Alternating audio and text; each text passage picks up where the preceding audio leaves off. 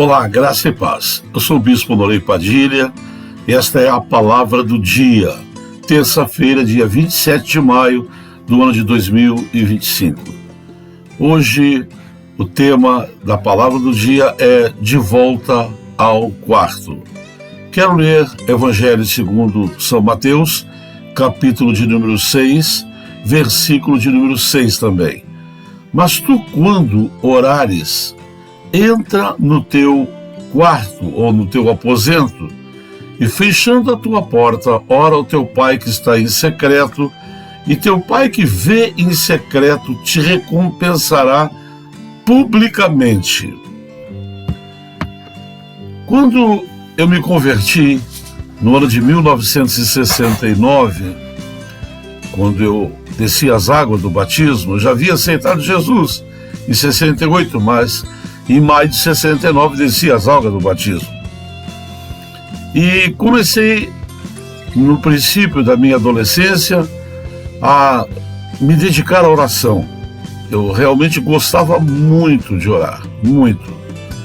E quando eu tinha mais ou menos uns 15 anos, eu tinha um hábito. Perto da minha casa havia um mato de eucalipto muito grande, uma extensão muito grande, e eu me refugiava lá no meio daqueles eucaliptos. Eu ia para lá, jovem, tinha tanta coisa para fazer, futebol para jogar, amigos, pescaria, etc. Mas eu gostava de ir para lá.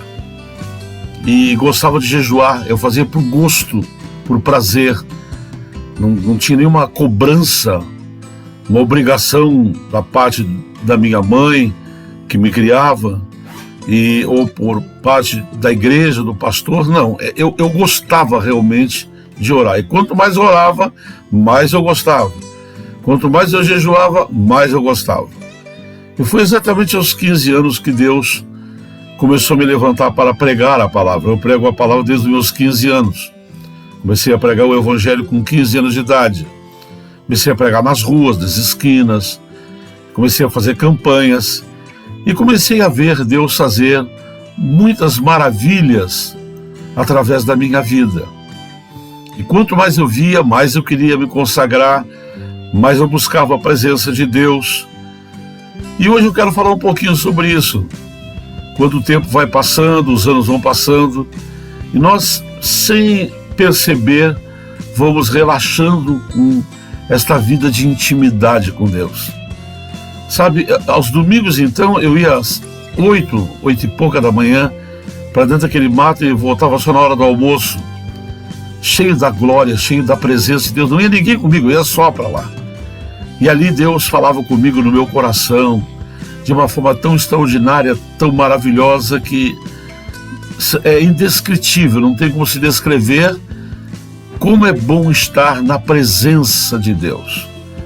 Não é apenas, eu não estou falando de um arrepio, de uma emoção, me arrepiei os cabelos do braço, me arrepiou os cabelos, estou sentindo uma dormência. Não é nada disso. É muito, muito mais do que isso. É além disso. E ali Deus me usou. Eu tenho hoje fotos da minha época, com 15, 16, 17 anos, que provam o que Deus fazia através das minhas mãos, através da minha vida, melhor dizendo. O tempo vai passando, você vai ficando mais amadurecido e aí você começa a entrar em relacionamentos, né? Começa a época de namoro e envolvimento com pessoas do sexo oposto, e você aos poucos vai abandonando a sua intimidade com Deus. E na medida que você vai se afastando da intimidade com Deus, a coisa vai se esfriando. Você vai se esfriando. Então a nossa vida com Jesus é muito, mas muito parecida à vida de um casal, né? Quando a gente está namorando, aquela paixão, aquele fogo que percorre pelas veias, e a gente quer estar junto com a namorada. Eu lembro quando comecei a namorar minha esposa, meu saudoso sogro disse para mim: olha, aqui em casa é quartas, sábados e domingos. Não tem outro dia aqui, não quero namorar daquele outro dia aqui. Tá bom. Mas não demorou muito, eu estava lá segunda, terça, quarta, quinta, sexta, sábado, domingo, segunda, todos os dias. Comecei dando uma desculpa de um dia, desculpa de outro, porque a gente quer estar junto. E quanto mais junto a gente está, a gente fica, mais a gente quer ficar junto ainda. E a coisa vai tomando uma proporção tão grande que, na verdade, a gente quer mesmo casar de uma vez para estar junto e, sabe, deitar junto, acordar junto, fazer as refeições juntos, sorrir, chorar, porque é bom estar junto. Isso chama-se intimidade. E quando nós temos a nossa casa, geralmente a nossa casa, a não ser quando uma pessoa está começando a sua vida, às vezes começa com uma pecinha só, mas geralmente você tem a sua sala, o seu quarto, a sua cozinha, o seu banheiro, a sua areazinha de lavar roupa, né? E o famoso galpãozinho dos fundos de guardar as coisas. Ora, quando alguém chega na sua casa, você não recebe as pessoas no seu quarto, você recebe na sala. A sala é o lugar de estar, de receber as visitas. E ali você obsequia essas pessoas, conversa, sorri. E geralmente, quando a pessoa tem uma intimidade grande com você, você leva ela depois para a cozinha, para tomar um café, tomar um chá, almoçar, jantar, etc. Mas você não leva as pessoas para dentro do seu quarto.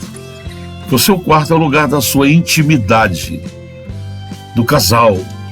Ali, quando o casal entra ali para dentro, se fecha as portas e a vida é entre os dois, apenas os dois.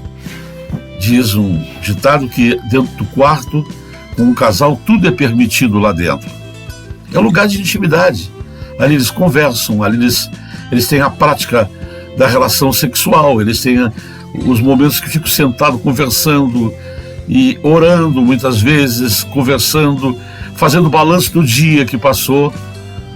Mas você vai perceber que o casal, quando ele está feliz lá na sala, lá na cozinha, né, no dia a dia, é porque está tudo bem no quarto.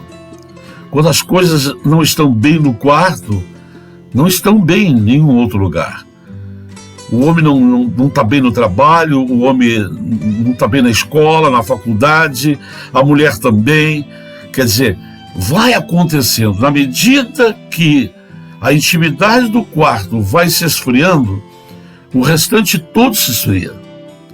Né? Você tem um velho ditado que, né, eu me lembro quando meu pai estava ainda morando com nós em casa.